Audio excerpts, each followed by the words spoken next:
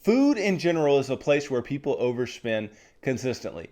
Even if the grocery part of your budget is not a place where you overspend, I bet the eating out part could definitely be that, right? I think if you really looked at how much money you spent on food every single month, you would be appalled. And I think that's part of the issue too, is that when people are going and trying to get out of debt or say that they're trying to get out of debt, they're not actively budgeting. They're not actively doing a budget and looking at what they're spending in certain areas. And I think you would be extremely surprised that this particular area of groceries or food, any type of food, right, is a place where you are going to spend a ton of money. So ways that you can help yourself out here, though, you can obviously plan your meals out. Know what you are going to cook throughout the week. Cook throughout the week, right? Don't just eat out, because eating out is so extremely costly. Continuously cook for yourself, for your family throughout the course of each week. Plan out your meals. If you do eat out throughout the week, already have those nights planned out. Where you're going to eat, or when you're going to eat, how much you're going to spend on those nights when you are going out to eat. Have these things planned out. And if you have these things planned out, it's going to be far less likely that you do overspend. But I would challenge you to pull out a bank statement, right? Pull out a credit card statement, wherever you're putting your monthly expenses, right?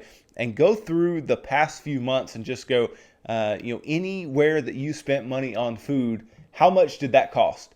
And add all that up and see how surprised you may be. Because this is an area of our budget that can be keeping us from being able to pay off our debts quicker. Right? Because people are not willing to give up on certain lifestyle choices. And as much as we don't want to admit it, food for us, for Americans in most places, is a lifestyle choice, right? The fact that people are so willing to go eat out so often, right? Eating out is, I don't think it's a status symbol, but it's something that has to do with convenience, right? But we pay a premium for convenience. We pay more money because it is more convenient than cooking the exact same thing at home. I'm just saying, if you can go somewhere and order a chicken breast and vegetables and mashed potatoes or a baked potato, what you can cook that at home for a fraction of the price.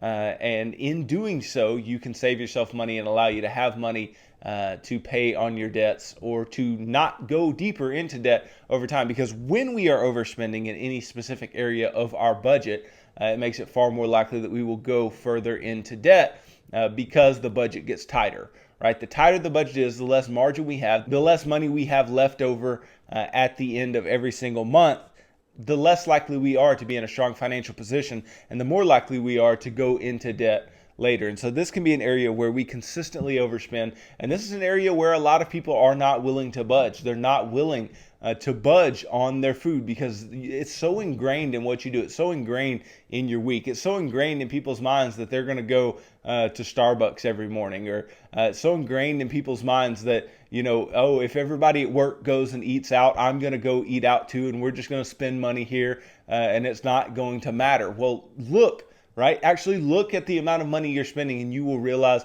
that it matters. Because the next time that you go, oh, I'm in all this student loan debt, or I'm in all this credit card debt, or I'm in all this, enter debt here, whatever type of debt it is, and I can't get out of it. Well, look at how many times a week you're eating out. Look at what you are eating. Look at how much money you are spending on food month after month. Or week after week even.